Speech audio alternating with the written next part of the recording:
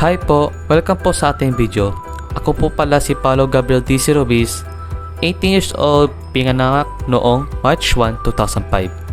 Ako ay nakatira sa May Kalumpit, Bulacan.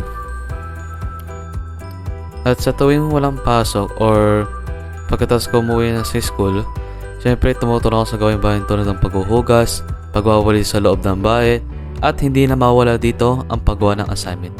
Minsan nagsusulat ako ng notes sa notebook pag yun ang professor ko ay nagsisit ng PowerPoint. Ang school na ito ay pangalan na ito ay Immaculate Conception School of Malolos. Grade 1 pa lamang ako ay dito na ako nag-aaral hanggang ako'y nakagraduate ng grade 12 senior high school. Ang school na ito ay nakolocate sa may poblasyon City of Malolos, Bulacan. Ang school na ito ay mayroong club member na tinatawag na SNC o tinatawag na St. Nicholas the Circle. Ang kadalasang ginagawa dito sa club na ito ay pagsiserve sa simbahan. Kaya sa tuwing nagsisimba kayo, kaya pag tuwing nakikita nyo yung pare na may kasamang server, iyon ang mga kadalasang ginagawa ng mga altar server dito sa may Alido. Every Sunday nagsiserve ako sa may Alido. Nakalocate ito sa may Alido Church, Malolos, Bulacan. At hindi lang yan, mahilig rin ako maglaro ng sports tulad lamang nito ng badminton. Bata pa lamang ako, mahilig na ako mag-badminton. Kaya, sa dati naming school, nagkaroon ng event na tinatawag na intrams. So, siyempre, isa na rin doon nabanggit ang paboritong sports, kundi lamang ang badminton. Siyempre, nag-join na talaga ako kasi bata pa lang talaga ako, mahilig na ako mag-badminton. At nakakituwa ako dahil napili ako sa paglaro ng badminton. Ang lalaro namin ng badminton ay ginanap sa may JCAS. At makikita dito sa picture na ito yung mga nakasama ko sa badminton, ang mga kaklase ko. Samantala, hindi nga lang ako nanalo sa laro, pero para sa akin, kahit talo man ako, na-enjoy ko pa rin ito. Dahil ang goal ko lang dyan is makapaglaro at ma-enjoy ito. At hindi lang yan, mahilig rin ako sa mga kotse.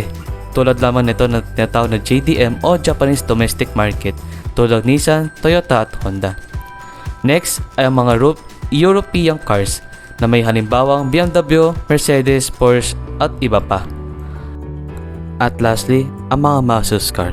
Ito ang pinakaunang kotse na nagustuhan ko dahil naganda na ako sa mga style nito, lalo kung ito ay klase tulad ng 60s, 70s at 80s.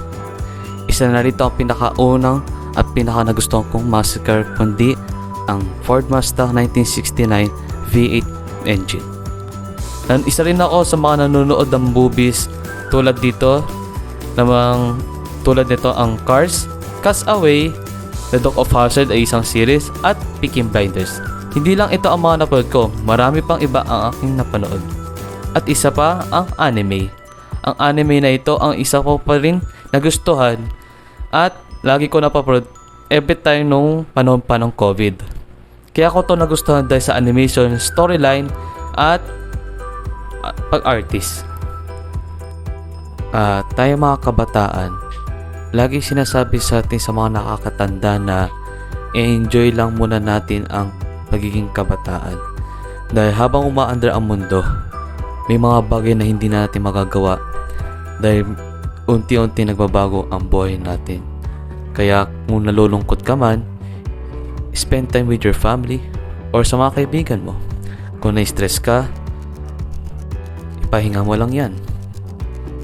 Kaya huwag natin sayangin ang pagiging kabataan sa mga masasamang bagay.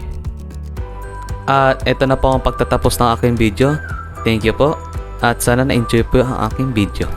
Goodbye!